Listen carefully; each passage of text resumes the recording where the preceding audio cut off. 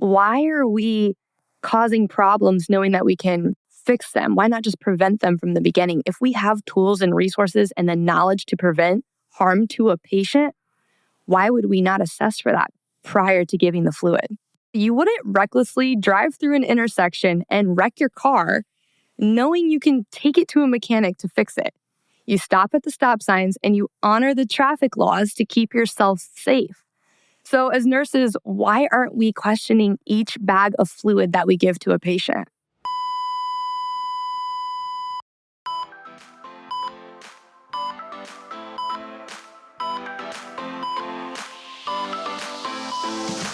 Hey there, I'm your host, Sarah Lorenzini, a rapid response nurse and educator who loves telling stories to teach critical thinking. This podcast is for nurses who want the knowledge, skills, and confidence to respond to any emergency.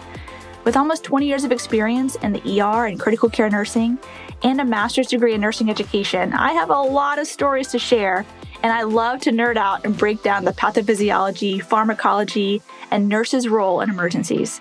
Stories bring learning to life. It is way easier to learn from and remember the stories that my colleagues and mentors have told me than anything I've read in a textbook. And that is why I made this podcast. Every episode is packed full of exactly what you need to know to handle whatever crisis that could arise on your shift. It's one thing to get the right answer on the test, but knowing how to detect when your patient is declining and what to do when your patient is crashing is what will make or break your day and might just save your patient's life. Welcome back to the Rapid Response RN podcast. Today we're talking about a topic that, in my opinion, doesn't get enough attention or explanation in nursing school, and that is fluid resuscitation. And we all learn about the types of fluid, but how do we really know how much to give? And more importantly, how do we know if it's helping our patients? Normal saline and lactated ringers seem so benign, but they can cause so much damage when we give more than the patient actually needs. So today we're going to talk about both sides of fluid resuscitation, the benefits of adequately and accurately administering fluids, and the detrimental effects of not doing it well and either under-resuscitating or worse, overdoing it and flooding your patient with more volume than they can handle. So to help me in breaking down this important topic, I've invited Corinne, an ICU nurse who does fluid resuscitation all day, full time. She is all in on doing this part of medicine well, and you'll hear why in a minute. So Corinne, welcome to the podcast. Hi, Sarah. Thank you so much for having me today. Yeah, glad to have you on. So Corinne, can you just start by sharing with my audience who you are and how you become so passionate about properly administering fluids to our patients? Absolutely. So my name is Corinne RN. I'm actually a Midwest born and raised girl, recently relocated to California. And I actually have about 4 years of bedside nursing experience. I worked across multiple departments, including CVICU, medical ICU, and I worked as a travel nurse throughout COVID relief. So I've worked coast to coast in numerous hospitals. And throughout that time, I took care of a lot of sick patients. But it's true that you don't know what you don't know. And looking back, I did not know much about fluid resuscitation. I didn't have tools. I didn't have the knowledge to appropriately and confidently assess my patients for fluid responsiveness. And so I actually found out about Flosonics through a recruiter on LinkedIn. Flosonics was looking for a nurse with ICU background experience, extensive knowledge in hemodynamics, and it was the perfect match for me. But my favorite thing about Flosonics is that their mission is to keep the patient at the center of every decision that we make. So let me give you a little background story. Dr. Kenny, our CMO, he was actually trained at Stanford. He is a pulmonologist and intensivist by training and an avid POCUS user, so point of care ultrasound. And he was using POCUS to help assess his patients to guide his fluid resuscitation. He knew that ultrasound was a really powerful tool. And so he just thought to himself, there's got to be a faster and easier and simpler way to assess these patients because ultrasound, it's cumbersome, it takes time, and you need a specifically trained physician to be able to assess the patient. So Dr. Kenny and his best friend, who was a biomedical engineer, got together and created the company Flosonics, and then arose the concept of FloPatch. Flosonics wants to empower nurses to be able to use FloPatch to assess their patients and help guide fluid resuscitation. So I knew that this company was going to be awesome. And And now I get to work with FloPatch. That is so awesome. It's really excited to be a part of where the medical field is going and not just being stuck in the past, blindly caring for patients and making our best guess, but using technology to guide therapy. I really geek out about that stuff too. That's awesome. So I'm sure everyone is very curious, what is this FloPatch that you're referencing? But before we get into that, I just want to take some time to talk about fluid resuscitation in general and go back to the patho here because it's important. So can you just break down for us why blood pressure isn't necessarily the best indicator of fluid volume status or fluid responsiveness? Definitely. So blood pressure is a static measurement. And what I mean by that is it's quite literally a snapshot in time. And as nurses, we've been trained to assess our patients, take their vitals, we trend their blood pressures. It starts to give us a little bit of a warning sign as to whether they're decompensating or maybe their blood pressure is starting to increase. But we make decisions and try to meet blood pressure goals, right? It helps to navigate our care. We maybe hold medications or give medications to increase or decrease the blood pressure. But what is blood pressure? It's actually flow times resistance. And I don't know about you, but as a bedside nurse, I never thought about blood pressure being flow. I sometimes thought about the resistance when I was increasing or decreasing, maybe a vasopressor. But in general, I was never thinking about the flow aspect of blood pressure and how important that piece of the puzzle is. So it's really important to keep in mind that there's two factors at play here, the flow and the resistance, and those two things make up the blood pressure. Okay. So why would it be not a good idea just to look at blood pressure alone as our guiding light for how much more volume to give or if we need it at all? Why is blood pressure insufficient in helping us determine that? Great question. I'm going to give two examples. One in a case where, let's say you're taking care of your patient, their blood pressure starts to drop. And so you lay them flat. They have an A-line in and their blood pressure increases. So you feel confident that you could probably give fluid, which may be the case. The patient is most likely able to increase stroke volume when you lay them flat and their blood pressure is going up. But how do you know what is really changing? Is the flow going up because you're giving them more volume, or is the vascular resistance changing? And another example would be a patient who continues to remain in septic shock. You're fluid resuscitating them, you continue to give them volume, but the blood pressure is not going up. And so you need to assess for fluid responsiveness to see why isn't the fluid increasing the cardiac output. It may be that you need to put a vasopressor on or an inotrope to increase contractility or increase vascular resistance to help improve the blood pressure. Gotcha. So I have a lot of different types of listeners to my podcast, from ICU to ER to med-surg to labor and delivery. And we're dropping a lot of terms that not every one of those specialties uses very often. So let's just take a minute to break that out a little bit more. When we're looking at a blood pressure, let's say blood pressure has dropped. None of us actually know why it has dropped, right? Did it drop because the patient has low volume, or what we'd call preload, like their volume is low and they just need a little bit more volume added? Or did their blood pressure drop because they're vasodilating, for example, they're in septic shock or some other sort of shock, and it's not a volume issue. Maybe it's like the vessels themselves going to be tightened down a little bit, for which would give a vasopressor, like you had mentioned, norepinephrine or something. But then also the blood pressure could drop when the contractility is low. Someone who has really bad heart failure and their heart just isn't squeezing effectively, and that's why the blood pressure dropped. And sometimes we're just guessing is the honest Definitely. truth. Like the blood pressure dropped, everyone goes straight to fluids, right? That is usually like the easiest intervention. What we think of as, quote, I'm air quoting here, the safest intervention is fluids. So we just give fluids to fix the blood pressure, but we don't always know with confidence without some advanced monitoring tools if the blood pressure is low because of volume. What if it's the blood vessels that's the issue? What if it's the heart that's not squeezing well that's the issue? And so I think it's important to keep that in mind when we're thinking about blood pressure. Like you said, it's not just like a number that's measuring pressure inside the vessels. It's also thinking about the flow, and flow is a big component of it. So Exactly. could you talk a little bit more about preload, afterload contractility and take us way back to Frank Starling's law? Because we got to understand these concepts so we can properly manage patients. Yeah, definitely. These are terms that I think I had kind of forgotten as well when I joined Flosonics and I was going through my training. And I kind of looked back thinking, did I really understand what preload was or afterload? Or did I understand the hemodynamics? But preload is basically when the heart is at rest, how much is it being stretched, right? Like how much volume is inside of the heart when it's in diastole.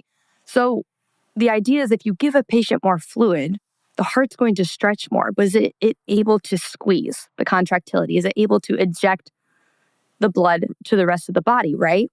And so the afterload is the resistance that the ventricle must overcome to eject that blood. Frank Starling, it's a predictor of how patient stroke volume may or may not increase if they are given more volume. So there are different types of curves depending on what's going on with the patient, right? Ideally, a healthy patient's curve would have a steep or narrow slant at the beginning of the curve, and then it starts to flatten out. So it's called the law of diminishing returns. The idea is that at some point, the patient can no longer tolerate any more fluid. Just like you and I, if we continue to drink more water, we're going to fluid overload. So when we look at a patient, we're unable to just assess them visually and say, okay, this is exactly where my patient is on the Frank Starling curve. But basically along the x-axis is the preload or the increase in volume, and the y-axis is the stroke volume. So ideally, if you're giving a patient who's a fluid responsive patient on the steep part of the curve, if I'm able to give them more fluid, their stroke volume should increase. And if I continue to give them more volume, at some point they're going to plateau and will no longer be able to tolerate more. If you're still confused, I think, remember you can Google a picture. Once I saw the picture, I was like, oh yeah, that makes sense. I know we learned about this in nursing school, but I don't think I ever really practiced that at the bedside. I don't remember thinking about fluid really affecting my patient. I just kind of trusted, like you said, fluids are the first line treatment for hypotension. But really, fluid is a drug, and I think we've kind of gotten away from the idea that fluids are drugs. Right. Yeah, and when thinking about Frank Starling's curve, so if stroke volume is the amount of blood that's ejected from the ventricle with every squeeze, so 60 to 100 ml should come out when the heart is squeezed. But like you said, when we give volume, it will increase stroke volume for a bit. If you watch that curve, yeah, it should increase it as you give it. But Frank Starling said, well, actually, it increases it for a bit, but then it actually can make it worse. Like you can be improving your stroke volume, but then, like you said, it plateaus. And in fact, if you overdo it, the curve starts to dip the other direction and make stroke volume even worse. And so when we're thinking about how to improve patients' outcomes, we just want to keep on giving volume because, in quote, the blood pressure is going up. But what else is it doing to the body? So we know that as we increase fluid volume, that contractility should improve a little bit too, right? If the ventricles aren't filling enough, then they can't squeeze as effectively either. But can we talk about the flip side? So what about whenever we overdo fluid resuscitation? What are some of the consequences of fluid volume overload? Yeah, there are numerous consequences of fluid overload that include edema, shortness of breath, high blood pressure, increased risk for mechanical ventilation, acute kidney injury, risk for hemodialysis, increased ICU length of stay, and unfortunately, increased risk for mortality. And I think both of us, and probably everyone listening to this podcast, no matter which unit that you work in, we have all seen the consequences of fluid overload, right? If you're on the med-surg tele floor, maybe the patient's starting to get short of breath, they're anxious. We're starting to see the signs of fluid overload early on.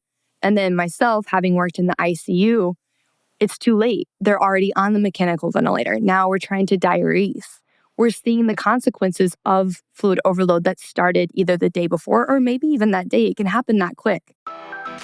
Hey there, I've got some exciting news to share, and I can't wait to tell you about it. So if you're multitasking, come back to me because this is something you won't want to miss.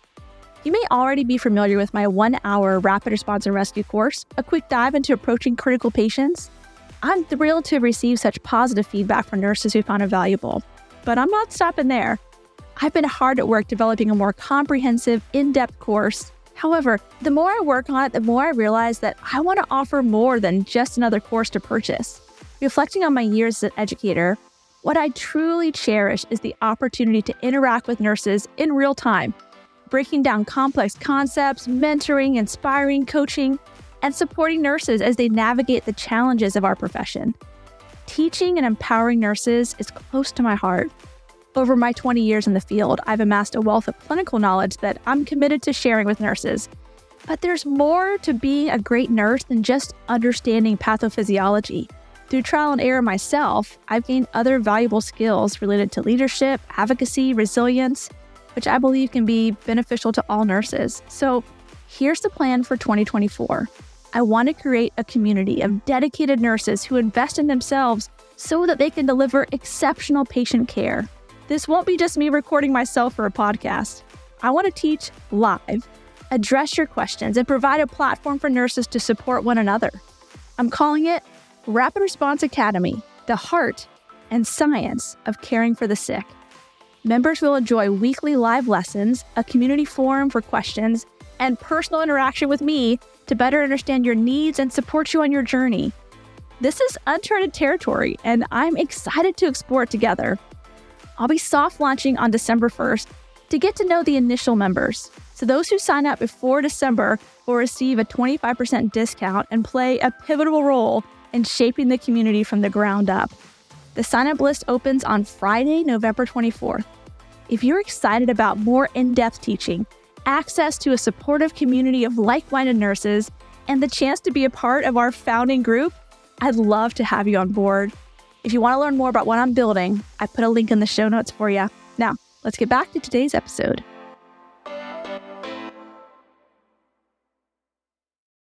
I think a lot of nurses think that fluid overload is over the course of a few days. It can be just within a few liters of fluid early on. If that patient's fluid unresponsive at the beginning or at the beginning of their course of care, they maybe shouldn't be given fluid from the get-go. And, we all do the 30 cc's per kilogram for every septic patient, which, has some evidence base behind it. But then what? Like, how do we know if that actually was enough? Or was it maybe too much? And it's almost like by the time all the symptoms kick in that show us their fluid overload, it's like, well, it's in there now. we can't exactly get it back right away. Can I add to that a little bit? Because I feel there is this kind of toxic culture regarding we can just take the fluid off that we give, right? I have heard plenty of physicians say, oh, well, I'll just diurese them. Oh, we'll just give them Lasix. Oh, we'll just start them on hemodialysis. Like, why are we causing problems knowing that we can fix them? Why not just prevent them from the beginning? If we have tools and resources and the knowledge to prevent harm to a patient, why would we not assess for that prior to giving the fluid? For example, you wouldn't recklessly drive through an intersection and wreck your car knowing you can take it to a mechanic to fix it. You stop at the stop signs and you honor the traffic laws to keep yourself safe. So as nurses, why aren't we questioning each bag of fluid that we give to a patient? That's so good, Corinne. That's so good, right? Like, yes, we can diurese it later. Yes, we can. But why don't we just do it right in the beginning? Give the patient just what they need to promote the best outcome rather than like, well, we'll just give what we think might feel okay. Let's just just throw another liter in there. We can always diurese it off later. But as you know, diuresis can have some consequences too, right? We're shifting electrolytes around. We're shifting volume around. Some patients' kidneys can't handle the diuresis, especially whenever they're volume overloaded and the kidneys have taken such a hit. So yes, let's just do it right from the get-go. We've thrown around a lot of terms that I would love to define a little better. Can you walk us through the difference between when I say fluid bolus versus fluid challenge versus fluid responsiveness? Yes, we definitely need to clarify that. So a fluid bolus is going to be the amount of volume that the physician orders to resuscitate the patient. For example, the patient's blood pressure drops. As you mentioned, from the get-go, they order the 30 ml per kilogram bolus for resuscitation in septic shock, typically normal saline or lactated ringers. A fluid challenge is more like a pre-test. So it's going to be used to see if an increase in preload will help augment the stroke volume.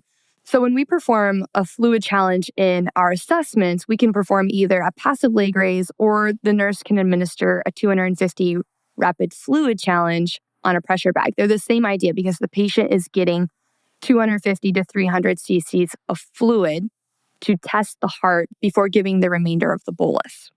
But fluid responsiveness is how effectively the heart augments the stroke volume when given more fluid. So the fluid bolus is used to treat. The rapid fluid challenge is used in the pretest, and the fluid responsiveness is how effectively the heart is increasing stroke volume when given more fluid. Gotcha.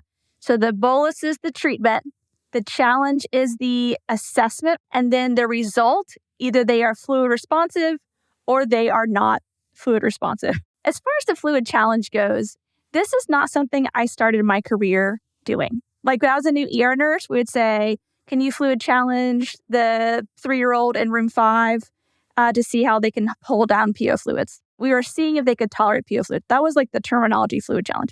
So I just want to clarify that verbiage. Tell my ER nurses out there, you might think of fluid challenge as give someone fluids and see if they can hold it down. What we're actually doing when it comes to hemodynamics is giving someone a little bit of fluids to see how their body responds. So like you said, your options are a 250 cc bolus to see if their heart can stretch effectively and accommodate that and improve from it. We can also do this whole passive leg raise is really cool. All of us carry volume in our legs. And so if you perform a passive leg raise on a patient, which is literally starting with sitting them up and getting a hemodynamic measurement, and then laying them back flat and literally raising their legs in the air to kind of, through gravity, bolus their heart with approximately 250 to 300 cc's of fluid. Depends on the patient's legs, right? And how much volume is in those suckers. So you're giving the patient a temporary bolus of their own volume to see how their body responds to it. And like you said, if the body responds and seems to like it, we're like, all right, cool. You need some more volume. We would say they are fluid responsive. But if the body is not responding by improving with that bolus, either an IV fluid bolus or challenge, or from their own legs, that fluid challenge, then we can know, okay, let's not try to fix this thing with fluids. Because in fact, if we give more fluids at this point, it will cause harm. And so there's other ways to fix blood pressure besides fluids. Let's look at other options for this patient. So I love that. As a rapid response nurse, I encounter this all the time. I show up and the nurse is like, yeah, I've already given the patient 2 liters of fluids because their blood pressure just remains soft. And I give the fluids and the blood pressure is better and then it gets worse. And I give the fluids and the blood pressure is better and it gets worse. And everyone's saying, oh, they're fluid responsive because the blood pressure is getting better. But it's like an endless cycle. I mean, how much fluid can you give somebody, right? At some point, we need some more information to know, is this truly helping? Because like you said, blood pressure is not an adequate measurement to know if what we're doing is actually improving things for the patient. We don't want to just fix the number, right? We don't want to just fix the blood pressure number to make us all feel better because it's not, alarming anymore. We want to actually fix the problem. And is the problem preload anymore? Or is the problem now just pure contractility? Or is the problem now that their blood vessels are just so dilated because they're septic? So it's not 1980 anymore. We have more information out there. We have tools available to help us do what's best for the patients. So like you said, let's utilize them. So my podcast, one thing that's really important to me is to relate everything back to a story. Like all the patho that I like to talk about, I feel like the concepts are clarified in your head when you relate it to a story. Can you think of any experiences you've had as a bedside nurse or patients that you've cared for in your role with FloPatch where you have seen the value of having that diagnostic tool? What stories do you have that can really help drive this home? Yeah, so the first story that comes to mind, it's this case in which I didn't have any tools to help fluid resuscitate the patient. And it actually wasn't my patient, it was a coworker, but we were all assisting, teamwork on the unit. So the patient became hypotensive, already in the ICU. I think at this point was ventilated. The nurse believed that the patient was fluid responsive because she performed a passive leg raise and the blood pressure went up. It is a strong argument. However, the resident at the time was questioning if they could give more fluid. I don't know exactly what the patient's intake and output was at that point, right? But there's so many things we're thinking about. Okay, the blood pressure's increasing. They can probably get more fluid. Well, we don't know for sure, how much fluid have they had in the last 24 hours? And how accurate was that nurse in recording the intake and the output? But at this case, there's time, right? We're running out of time. The patient is decompensating and no one's making a decision.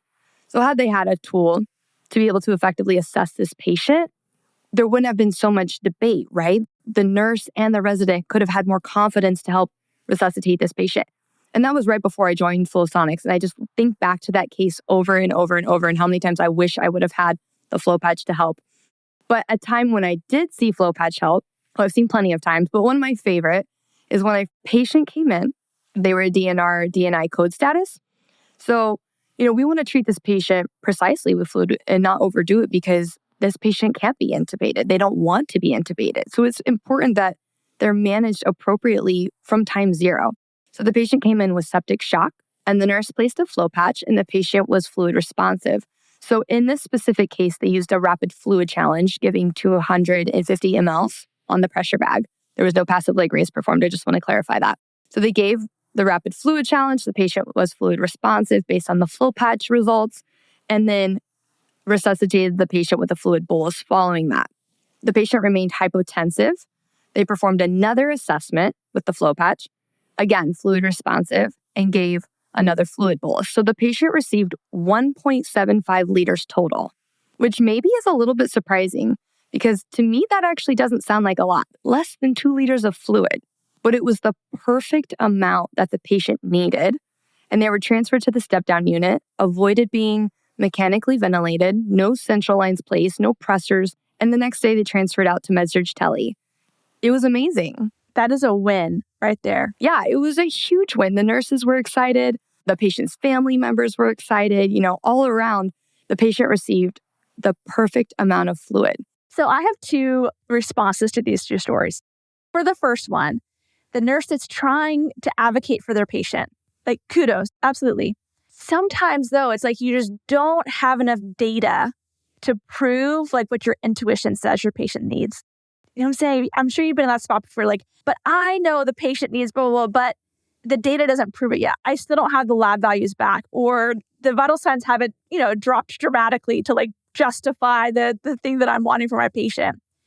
But when we can use those advanced monitoring parameters, that gives us the data to justify the interventions that we want for a patient. So we can be confident when we ask for something. When we ask for a fluid bolus, I'm confident this is what the patient needs because I can see the numbers responding positively. And then on the other patient's scenario, you talked about the patient's a DNR, DNI. So the whole argument of like, oh, well, if we flood them with fluids, whatever, we'll just intubate them and diurese them, no big deal. We can take it off later.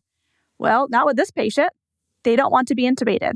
So we have to be extra precise in our management of this patient because that precision is literally what's going to make a difference if they ever go home from the hospital. If we get this wrong, we're going to flood them and we have no way to support their lungs.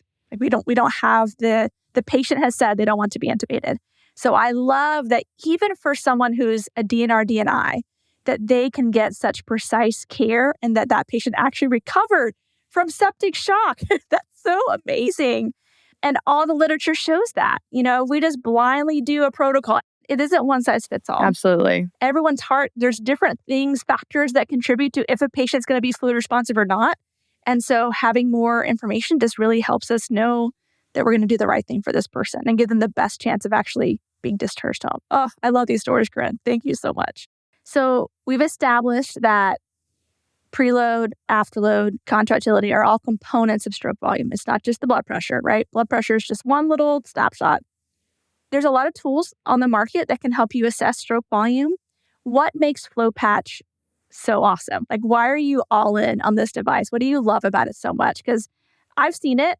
I'll put a link in the show notes for you guys to look at it as well. But can you just describe how valuable this tool is, not only for the patients, but also for the nurses? Yes, there are plenty of things I love about FloPatch. First, it is wireless. It connects to an iPad via Bluetooth. You place it on the neck with a little bit of ultrasound gel. So there's no discomfort to the patient. It's quick. It takes less than 3 minutes from the start of the assessment to the end of the preload challenge to assess for fluid responsiveness. For nurses, it's super simple and easy because you just need to put ultrasound gel on the device. And many of us have used, pedal pulse Dopplers. So once you land that sound, you can see the blood flow in real time. And that is one of my favorite things about FloPatch compared to some of the other fluid responsive assessments that are out there. With FloPatch, you're actually seeing real-time blood flow, and we collect data We measure each heartbeat. Stroke volume and flow, we can basically use those simultaneously, right? So we measure corrected flow time. So the idea is that every time the heart beats or each time systole squeezes, we measure the time that it takes for the heart to squeeze. And the paradigm is that if the heart takes longer to squeeze, the stroke volume must be increasing. Okay, so you give a patient more volume, their heart squeezes harder, it squeezes longer. And this has been validated. So as the flow increases, the stroke volume is essentially increasing. But I love that nurses, they are able to drive this entire process.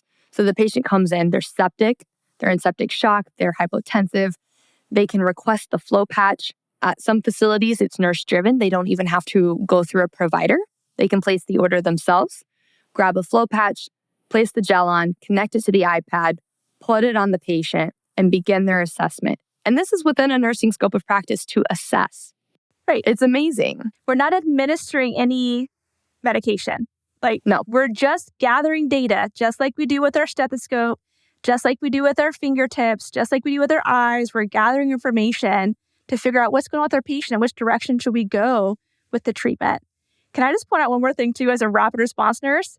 It is mobile. So I can just throw this little patch in my backpack with an iPad and go wherever the patient is and gather this valuable information without having to lug around some big old piece of equipment and some heavy monitor. They're so tiny. That's so awesome how technology has advanced, just in my career. I think about the ultrasounds that we used when I first started as a nurse, and the patient had to go to the ultrasound department to get an ultrasound done because they were so huge. And now it's literally a patch it's on a sticker that goes on your neck. That is just fascinating. We can get so much information to know, is what I'm giving helping my patient, or is what I'm giving actually making it worse and we need to pump the brakes a little bit? So yeah, super, super cool technology. So another question for you, and I'm sure you've gotten it before, doing education in hospitals and talking about this. What do you have to say to the naysayers? The folks that are skeptical about changing the way we do things. So the nurses who say, I've been doing it this way my whole career. I don't need an ultrasound to tell me if my patient's responding to fluids. What would you say to them? I would first say that, as nurses, we all took an oath to protect and serve our patients. This always comes back to the patient. We are advocates for the patient because if we're not advocating for them, who is? And with FloPatch, as I mentioned, you have the autonomy to begin this entire process at time zero. You can place the FloPatch, assess them, and precisely resuscitate them with fluid and hopefully prevent causing any harm to the patient. But with FloPatch, we're designed to help improve nursing workflow. It's not to hinder. So I think it's natural for nurses to want to be skeptical and question new technologies.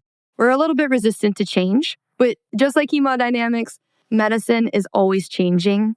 And it's important to just stay with the literature, keep up, ask questions, and be open to just giving it a try. I'm sure I would have been a little skeptical, or maybe I would have been a little excited too, a little nervous. I think maybe that's something that causes nurses to be a little resistant, is that they're just nervous. Maybe it won't work.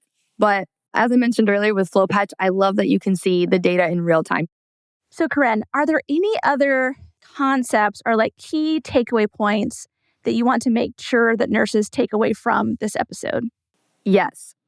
I want to make sure that everyone has access to this information. So you can follow us on Instagram, which is at FloPatch _ FLOPATCH _, or you can email me at czahner@flosonicsmedical.com. And I just want to bring awareness to the fact that September is Sepsis Awareness Month, and there is actually a virtual conference being hosted soon through Sepsis Alliance that provides a lot of great information regarding fluid resuscitation and different tools and the latest literature on what's happening out there in the medical field. That's awesome. I'll put all the links in the show notes and to remember how to spell all those things. I wanted to add one more thing too. As nurses, we are very persuasive. When our heart has been moved to do something right for the patients and we speak up and advocate, that's when change happens. And so if you're hearing this and you're thinking, oh my gosh, I don't have anything like this at my hospital. Why are we just guessing on fluids that we're giving? Well, obviously you can't go purchase a FloPatch for yourself, but this is your opportunity to go speak to your leadership and ask them about it. Do your own research and go let them know that this is available, because the CEO of your hospital, I'm sure he or she is lovely, but they're usually not clinical. And so unless they know that something is needed, they're not just going to be looking for new technology for their facility. Some of these changes that happen are because nurses have spoken and said, hey, I saw this cool device at a conference, or hey, I heard this podcast and there's this technology out there. It's because people have spoken and asked for it. And so I would say there's power in numbers, and nurses, especially because our heart is for the patients, we are very persuasive. So use that persuasive power to advocate for your patients. We always think about advocacy as like at the bedside, but sometimes advocacy is at meetings, but those meetings make a difference in patient outcomes. So use your voice for that. Absolutely. All right, Corinne, this has been such a good conversation. I cannot wait to edit it all and get it out to my listeners so they can feel empowered to manage their patients well with whatever device they use at their facility, or even if it's through reaching out to the leadership to ask for the FloPatch.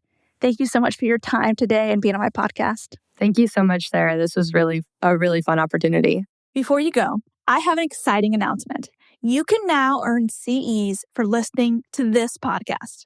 That's right. Our Renegade has teamed up with podcast hosts like me who are delivering amazing content that not only educates, but inspires you to be the best for your patients. You get to learn and earn continuing education credits while absorbing knowledge from thought leaders and innovators in the field of health and medicine. You're already listening to podcasts during your commute, at the gym, or while unwinding after a long day. So why not earn your CEs at the same time? And that's where pod classes come in. Yep, it's just what it sounds like. It's CE learning through podcast. To learn more, I put a link in the show notes for you. Well, thanks for listening. I hope you learned something that will save a life. Remember, nursing is a team sport, so trust your intuition and don't give up advocating until you are confident you've done what's right by your patient. The views and opinions expressed on this show are that of Sarah Lorenzini's. That's me and mine alone. They are not intended as medical advice and should not take the place of your institution's policies or procedures. Evidence-based practice is ever-changing, and your patient care should reflect the current best practice. So if you want to get in contact with me, you can shoot me an email at sarah@rapidresponsern.com or on all social media platforms as the Rapid Response RN.